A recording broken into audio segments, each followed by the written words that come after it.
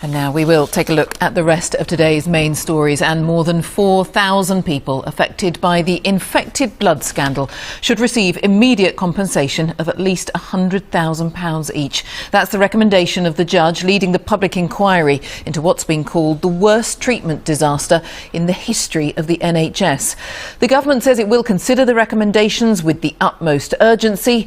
If it accepts them, it'll be the first time that compensation will have been paid in the UK after thousands of people were infected with lethal viruses, including HIV and hepatitis, through contaminated treatments in the 1970s and 80s. Our health correspondent Jim Reid has this report. In 1978, Richard Warwick was given a new treatment for the blood disorder Haemophilia. He later found out it was contaminated with 2 forms of hepatitis and HIV. The impact on his life was devastating. No life insurance, no pension, everything that the normal guy in the street, it would be the norm. That's just gone. We're advised, we were told in no uncertain terms, to have our one and only child aborted. So we've lost a child because of the risk to the child of HIV. But Richard and other victims of this disaster have often had to survive on benefits and annual support payments. Unlike in other countries, full compensation has never been paid. It's recognition of the harm that's been done to us. Well, a compensation to families, to victims, will enable them to get on with their lives and, yeah. You've been waiting a long time for this. I've been waiting a long time for this, yeah, too long, yeah.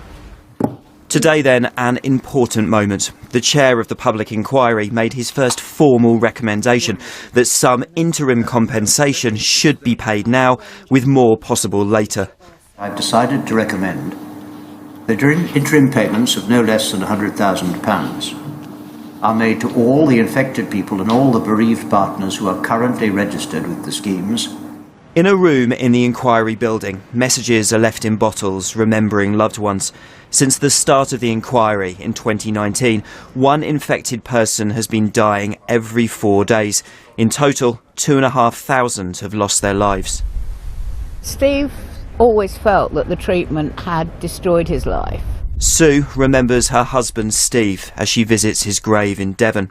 He was infected with hepatitis C after being given contaminated treatment and died in 2018. I had my earning power taken away from me. My husband had his earning power taken away from me. We lost our home, we lost, everything we had. Why shouldn't I financially, because that's the only thing the government can now give me, have some part of what I lost? Thousands of victims were affected by this historic disaster. The government has said it will now consider the judge's recommendation with the utmost urgency. If it agrees, the first ever compensation payments could be made before the end of the year. And Jim is with me. Tell us more, Jim, about how families, how survivors have been responding to this decision today. Well, Jane, just after the judge you heard in that report gave that statement, I was receiving text messages from family survivors that were in the room itself, talking about how emotional that moment was. This is a very important moment, the first time that compensation has been recommended. There is still some way to go, though. At the moment, this is just a recommendation from the judge. They can't order this money to be paid, so we'll have to see what the government says. There are questions over cost. Just the initial bill could be £400 million. We'll have to see how the government responds to that and how it might find the money.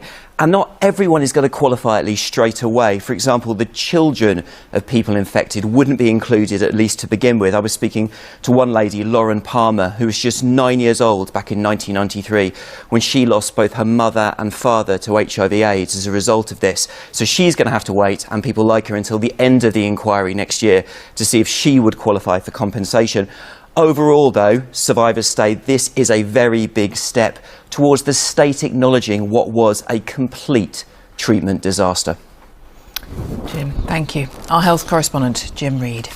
And you can find more background to this story on our website, bbc.co.uk/news, or by using the BBC News app.